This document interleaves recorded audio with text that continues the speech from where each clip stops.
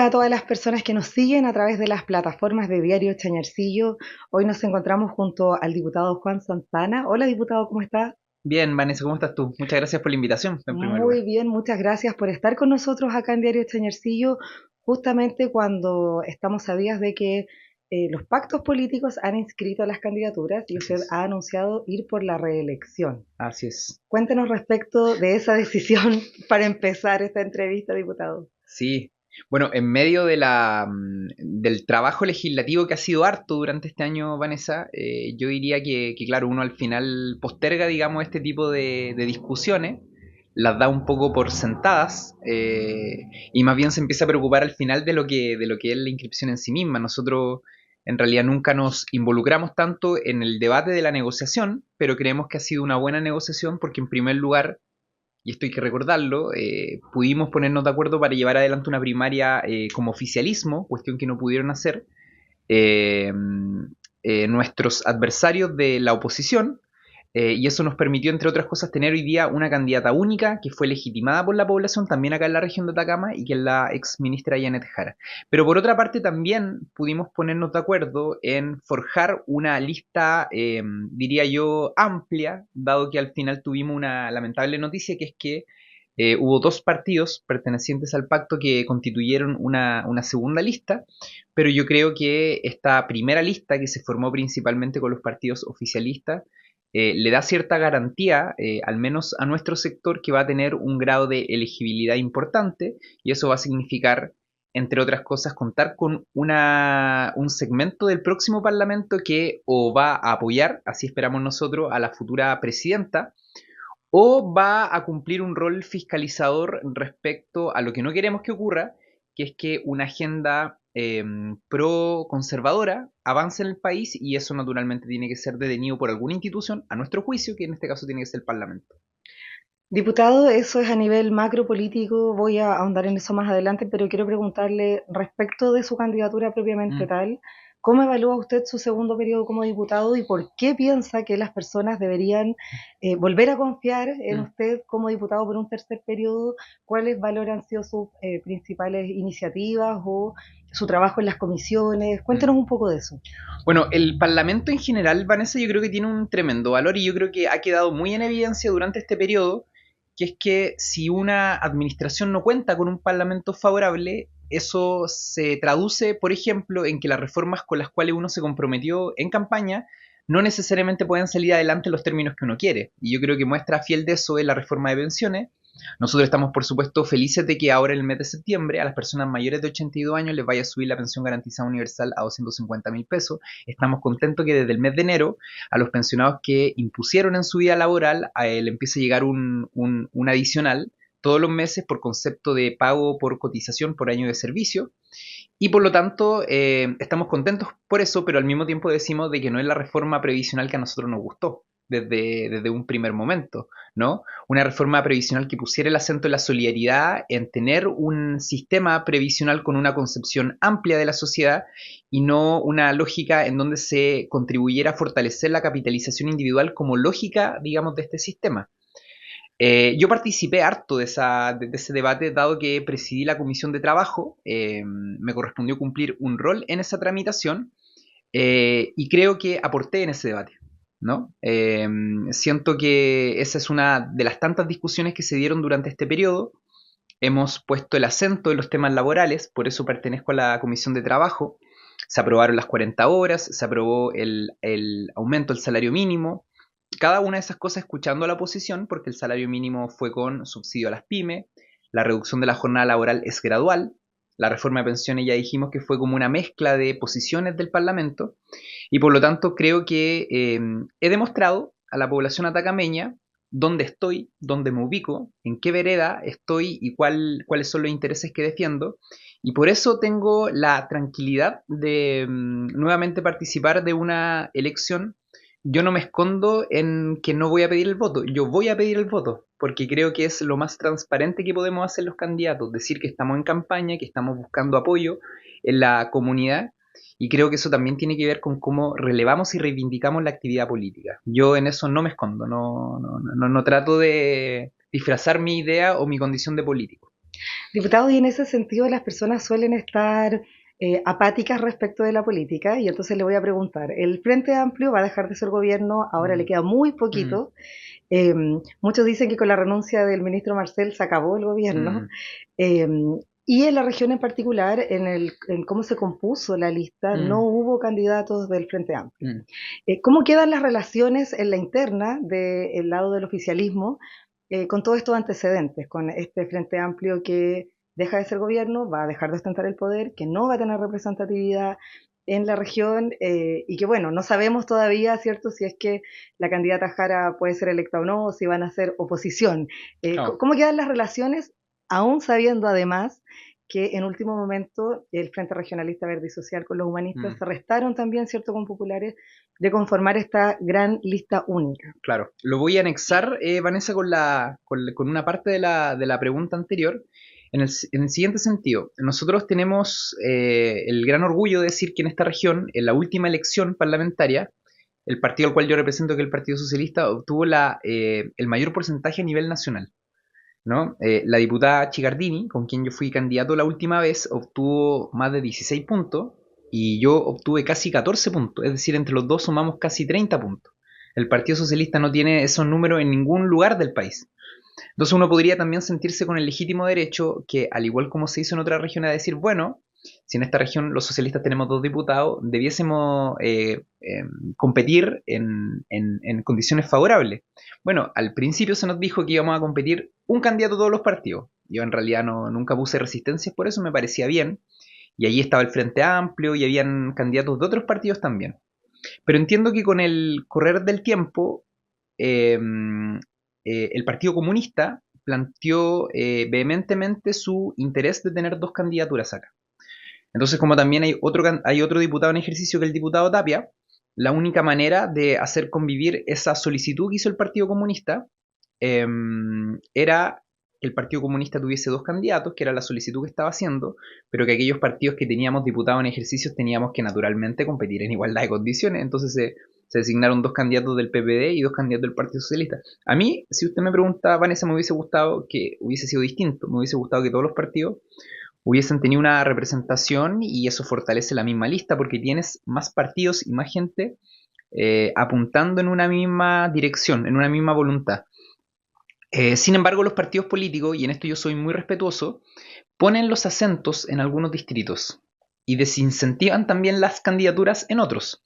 Por lo tanto, la decisión de que el Partido Comunista llevara dos candidatos y que, por ejemplo, el Frente Amplio no llevara candidato fue una decisión de esos mismos partidos, ¿no? Ahora, a mí me parece que, dado el espíritu y el afán de unidad que necesariamente debe tener nuestro sector, yo creo que el Frente Amplio, el Partido Radical, la Democracia Cristiana, que son aquellos partidos que no tienen candidaturas a diputados, deben necesariamente participar de este proceso, ¿no? Son parte de nuestra coalición, somos compañeros y compañeras que son parte del gobierno, y naturalmente yo lamento que no tengan la posibilidad de competir en la elección de diputados, pero sí creo que es necesaria su participación en todo este proceso porque nos necesitamos todo y nadie sobra. Diputado, y pasando a la otra parte de la relación con el Frente Mm. Regionalista, con las candidaturas, digamos, de izquierda, pero que en el fondo no fueron en la lista, ¿cómo quedan ahí las relaciones? ¿Cómo evalúa usted esa decisión en particular del diputado Mulet? O sea, más que las relaciones, porque yo no, en realidad, digamos, no es un tema personal, pero creo que esa decisión de ir en una segunda lista, yo creo que es una completa irresponsabilidad. Yo creo que lo que está en juego hoy día es lo que conversamos al inicio, la composición del próximo Parlamento. Y la posibilidad de que la centroizquierda o el mundo del progresismo cuente con una mayoría que permita o sacar adelante un programa de gobierno, que es lo que esperamos nosotros, o retener una agenda proconservadora. Es decir, el día de mañana, perfectamente, un gobierno de la ultraderecha, que esperamos que no ocurra, puede empujar una agenda eh, para desmantelar los avances en temas de género, en temas laborales, en temas educativos, eh, y parece que a algunos partidos eso no les interesa. Parece que lo más importante son otras cosas. Y yo creo que eso muestra una frialdad, una actitud muy impúdica respecto a la responsabilidad a la cual están llamados los partidos políticos hoy día. Por lo tanto, naturalmente que la decisión que además toma el presidente de la República sobre la salida del ex ministro Valenzuela, yo al menos la respaldo completamente y creo que es el costo mínimo que debe asumir un partido que incurre en una irresponsabilidad como esta, porque no hay otro calificativo para llamarlo. Diputado, ahora conversemos respecto de su trabajo en las comisiones. Los temas que preocupan a la región de Atacama en particular Sí. son las cifras de desempleo y también la crisis en la educación. Mm. Desde su labor como parlamentario y de cara a una nueva candidatura, ¿cuáles son las soluciones que ustedes ven se pueden aportar desde lo legislativo a estas problemáticas regionales? Bueno, respecto a lo primero, el periodo anterior, yo recuerdo que hice pública una nómina de proyectos mineros que fueron aprobados por el Servicio de Evaluación Ambiental, tenían toda su calificación ambiental aprobada, pero que sin embargo no comenzaban su construcción o su ejecución. Y menciono esto, Vanessa, porque creo que en materia laboral hay una tarea del Estado, por cierto. Facilitar las cosas con cierta responsabilidad para que los proyectos, las iniciativas privadas avancen. Está naturalmente una región minera que ha ido cambiando los niveles de exigencia en todo nivel de minería. Y eso es parte del avance de la humanidad, ¿no? Del avance, del desarrollo que tiene el país. Pero esta es una región estrictamente minera, que ha visto cómo han proliferado otras industrias como la de la energía, la generación energética, pero que sin embargo sigue siendo una región estrictamente minera.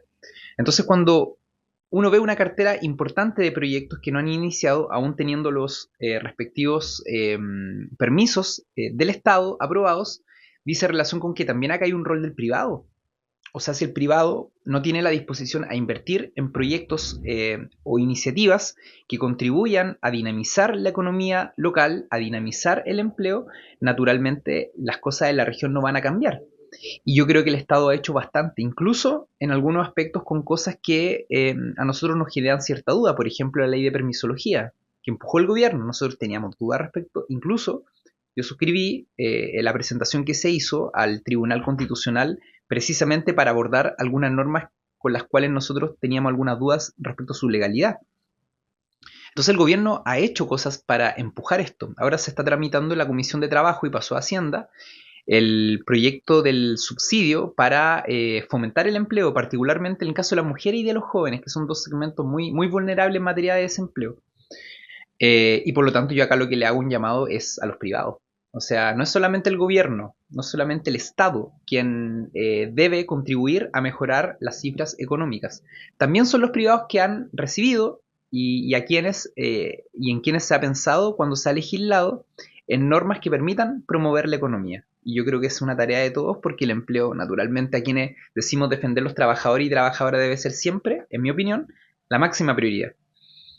Respecto a lo segundo, que bueno, ha sido un tema que además se ha tomado la agenda durante parte importante de este periodo acá en la región de Atacama, producto particularmente de las cifras y de las malas experiencias que hubo con el Servicio Local de Educación Pública de Atacama, que es particularmente el que representa estas dos provincias, provincia de Copiapó y provincia de Chañaral. Diría lo siguiente: creo que se pasa de una extrema, diría yo, flexibilidad cuando la educación pública estaba administrada por los municipios, a una extrema rigidez, que es aquello que uno observa, digamos, en la administración de los servicios locales.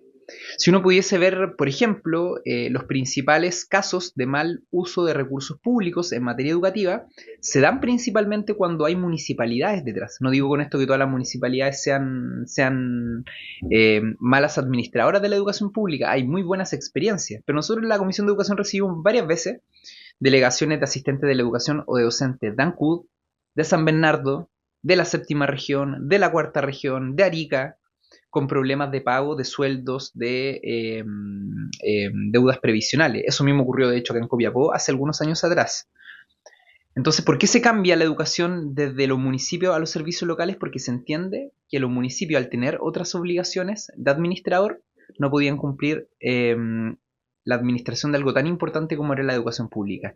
Y algunos creíamos que iba a ser el ministerio, pero se crean estos servicios locales. Yo no estaba en ese periodo como parlamentario, pero se aprueba una ley, la 21.040, que es con la cual se crea esta nueva institucionalidad. Yo creo que naturalmente la ley no quedó bien hecha. Eso es una realidad. Y lo que yo lamento de este periodo es que incluso cuando se produjo el problema en el SLEP Atacama, que fue lo que dinamizó la transformación de un proyecto de ley que ya había sido presentado por el gobierno, ese proyecto de ley estuvo, Vanessa, más de casi 3 años en el Senado. O sea, hace poco recibimos nosotros la noticia, hace un mes aproximadamente, que el proyecto iba a ser despachado del Senado. Y pasa recién a la Cámara, en el año 2025. Entonces uno pensará con legítima razón por qué un proyecto de ley se demora tanto. Un proyecto de ley en un tema que pareciera ser tan sensible para la educación pública, como lo es los servicios locales de educación, ¿por qué se demora tanto? ¿Por qué esto que se dice mucho en las escuelas de estas dos provincias, que por ejemplo, cuando antes alguien se perdió un vidrio de una sala de clase, porque le llegó un pelotazo de un niño que estaba jugando en el recreo, ese vidrio se reemplazaba de forma inmediata porque la directora llamaba al DAEM y el DAEM le daba una solución inmediata. Bueno, ahora pareciera ser que con los servicios locales hay que hacer una licitación abierta, hay que esperar que lleguen otras solicitudes, es más transparente, y yo creo que eso sí hay que decirlo, pero naturalmente, digamos, se genera una lentitud y una inoperancia en los temas administrativos, que es donde yo creo que está el problema. Y eso tiene que mejorar, y tiene que mejorar con la participación de los funcionarios de los servicios locales, tiene que funcionar, tiene que, perdón, avanzar con el aporte que hagan las comunidades educativas, los asistentes de la educación, los equipos directivos, los profesores, pero el rol de los funcionarios y funcionarias de los servicios locales va a ser muy importante porque son ellos quienes ven las deficiencias que tiene el sistema. Ahora, por otra parte, para no decir que todo está malo, el Ministerio de Educación entregó las cifras del CIMSE hace poco tiempo atrás, ¿no? El CIMSE se rinde todos los años, algunos cursos de enseñanza básica, segundo año medio. Y lo que llama la atención es que los mejores resultados en materia de educación pública, incluso mejores que los particulares subvencionados, incluso mejores que los municipales administrados por municipios, los públicos administrados por municipios, están en las escuelas y liceos públicos administrados por los servicios locales de educación. Entonces, ¿qué es lo que te dice eso? Lo que te dice es que en la parte técnico-pedagógica hay una contribución. O sea, hay un departamento en los servicios locales, un departamento, una división que está encargada de los temas técnico-pedagógicos, cuestión que antes no ocurría en los DAEM. Yo visito una escuela o un liceo todas las semanas, desde que soy diputado. No hay semana alguna que no haya visitado una escuela o un liceo. No, trato de conocer la realidad. Y una de las cosas que relevan acá, y también en la provincia del Huasco, es que ahora tienen un departamento técnico-pedagógico que establece un lineamiento, ¿no?, de política interna en materia, digamos, de la escuela y de los liceos. Y eso naturalmente es muy importante porque al final lo que le interesa a los padres, madres y apoderados es que los niños aprendan. Y eso de repente se olvida por problemas que yo creo que no generan. O sea, quien quiera decir que el problema de infraestructura en Copiapó se debe al servicio local es alguien que no quiere ver la realidad. O sea, el servicio local se instala acá, ¿cuándo? El 2020. Claro. Los problemas de infraestructura en Copiapó están desde el 2020. Los problemas en materia de infraestructura existen porque luego de que se creó la jornada escolar completa en la década del 2000, a inicio de la década del 2000, el gobierno del presidente Lagos, nunca después de eso se hizo una inversión en materia de infraestructura educativa. Esa fue la última inversión fuerte que el Estado hizo. Pero luego de eso, en realidad la escuela, los liceos, los jardines infantiles quedaron abandonados. Y para las municipalidades, y esto lo digo no a modo de crítica, sino que en realidad tampoco fueron una prioridad. Porque no tenían que serlo, ¿no? O sea, el Estado era quien estaba llamado a hacer un mejoramiento, una conservación, una restauración completa de una parte importante, o al menos los recintos más prioritarios en materia de educación pública. Pero claro, los municipios presentaban proyectos más bien abordando otro tipo de problemática en la comuna. La multicancha, la sede vecinal, el pavimento de calle, los CEFAM, que también son necesarios. No quiero decir que uno es más necesario que el otro. Pero el Ministerio de Educación en esta materia, yo creo que desde la década del 2000 en adelante, abandonó, por ejemplo, las políticas en materia de infraestructura. Entonces tenemos un problema en materia administrativa que tiene que resolverse necesariamente por ley. Tenemos un problema en infraestructura, de lo cual si el Estado no hace una inversión gigante, no se va a resolver. Yo valoro que se haya suscrito acá un convenio de programación, pero eso avanza muy lento, y hay que decirlo también, eso no se va a resolver en 1 o en 2 años, y entiendo que un convenio de programación es de 10 años, y va a ser un avance gradual de las infraestructuras. Pero por otra parte, y que es lo que yo al menos rescato, la parte técnico-pedagógica. O sea, las Bueno, cosas malas hay que mejorarlas, pero las cosas buenas hay que destacarlas, pues no todo es malo. exacto.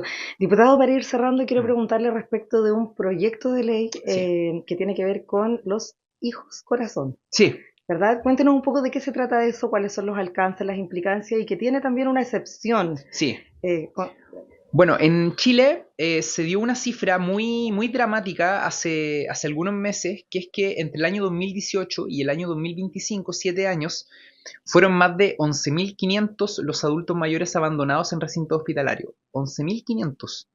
Y eso en realidad, Vanessa, es una realidad que yo creo que cuesta discutir. Yo de repente le pregunto un poco en la intimidad a dirigentes sociales, a dirigentes de clubes de adultos mayores, ¿cuántos de ustedes conocen a adultos mayores que están abandonados? Todos conocen a uno en su cuadra, en su cuadra. Todos conocen a un adulto mayor postrado que vive solo. Entonces, en un país que tiende a envejecerse muy rápidamente, en un país en donde, en una región, además, en donde el envejecimiento también avanza, en donde hay promedios de edad, como en la comuna de Alto del Carmen, por sobre los 40 años, más de 10 años del promedio de la región, es decir, son comunas envejecidas. Se hace más necesario que nunca que se aborden políticas públicas para los adultos mayores, como por ejemplo las pensiones, pero también en otro tipo de situaciones como lo es el abandono. Yo creo además, Vanessa, que es un drama bien jodido porque tiene que ver también con los temas emocionales de las personas, con la salud mental. Y lo que hacemos con este proyecto de ley son 3 cosas principalmente.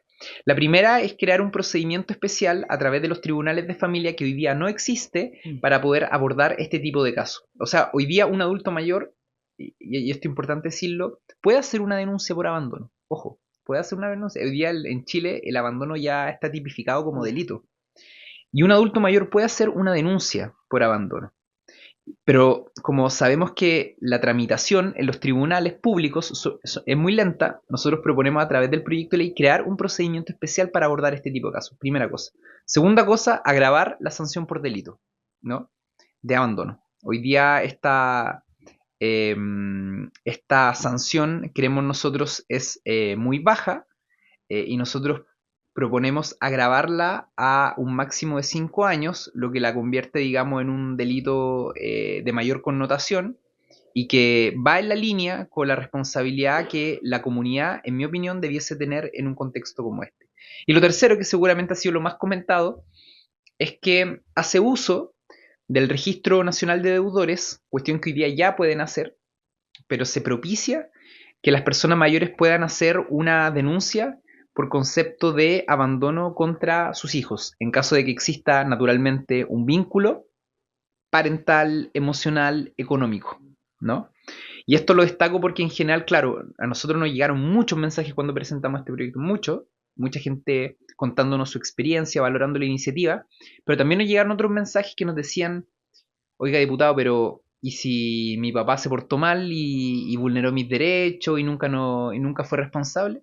Que es cierto. Bueno, hay jurisprudencia respecto a eso. Los tribunales hoy día eh, sancionan y apuntan principalmente a favor de quien es, en este caso, víctima de una persona que no asumió una responsabilidad cuando le correspondían tareas de cuidado o tareas de crianza. Naturalmente esos casos van a quedar completamente exceptuados, pero creemos que eso no significa que uno no pueda abordar una política pública cuando hay una realidad tan evidente como lo es el abandono en Chile. Por lo tanto, nosotros creemos que esto es una cuestión necesaria a discutir. Fue presentada de forma transversal por diputados fueron coautores, y yo lo invité a firmar, diputados de todos los sectores políticos, y esperamos que se discuta prontamente en la Comisión de Familia de la Cámara de Diputados. Diputado, bueno, lo que está de fondo y detrás de todo esto es la problemática social que enfrentamos respecto de los cuidados Mm. que fueron reconocidos recientemente por la Corte Interamericana de Derechos Humanos como un derecho autónomo, ¿cierto? El derecho a cuidar de otro, a ser cuidado y a cuidarse. Algo que por supuesto podemos abordar en otras entrevistas. Hay tantos temas interesantes de los Sí. cuales conversar. Diputado, le quiero agradecer su presencia en Diario Chañarcillos, bienvenido cuando guste. Pedirle a las personas que nos están viendo que sigan nuestro contenido, que nos pueden seguir a través de nuestras redes sociales, de nuestra página web y por supuesto todos los días nuestra versión impresa. Diputado, muchas gracias, un gusto haberlo entrevistado. Muchas gracias, Vanessa, a usted, y muchas gracias al diario Chañarcillo por la invitación, el único auténticamente regional. Así es, síganos por favor a través de todas nuestras redes y hasta la próxima.